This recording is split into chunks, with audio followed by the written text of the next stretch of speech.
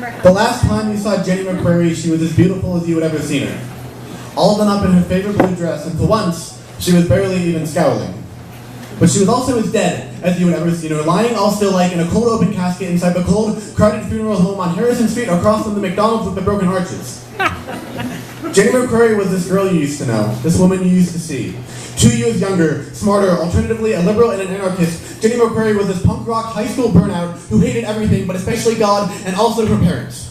And so with a particularly troubling plot development for Jenny McCrary when it stopped being cool to hate God 2 months after it stopped being fashionable to resent your parents, because she hated God and she resented her parents and she got off on all the awe-inspired looks she got from underclassmen as she walked bleeding through the hallways and as she chewed tobaccos and spit cynicisms behind the auxiliary gym.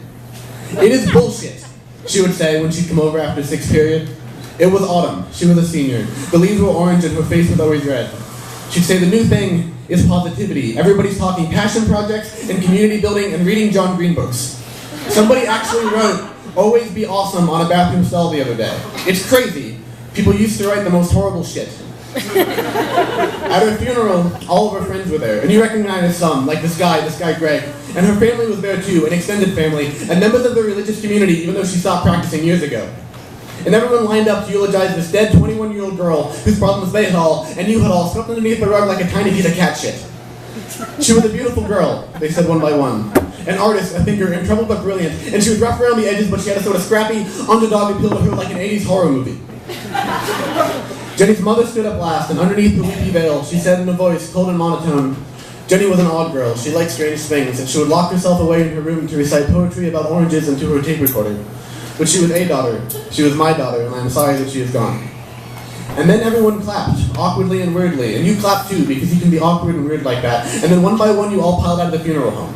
And that was the last time you ever saw Jenny McCrary.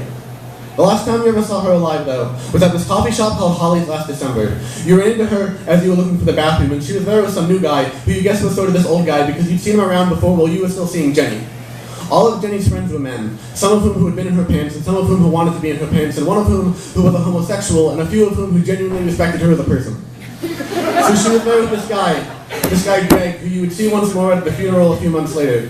Jenny was friendly but awkward when you asked her how she was, and it took her a few minutes, but eventually she loosened up and said she was thinking about going to New York or Los Angeles to try her hand at being an actress or a waitress or something glamorous or not glamorous or just about anything so long as it was out of this town. As she spoke, you couldn't help but look her over, objectively, not sexually. She was thin and stringy looking, and her arms, yet they were like the concrete at the Indy 500 in that they were covered in track marks and signified burnout, and her eyes were bloodshot red, and she trembled as she spoke, but she was still so alive looking that it was hard to believe that her parents could find her dead a few months later, all strung up by her neck in the basement with a repeat of The Twilight Zone still playing on the television set in front of her. And as the conversation tapered off, you wished her luck and shook Greg's hand and waddled off to the bathroom.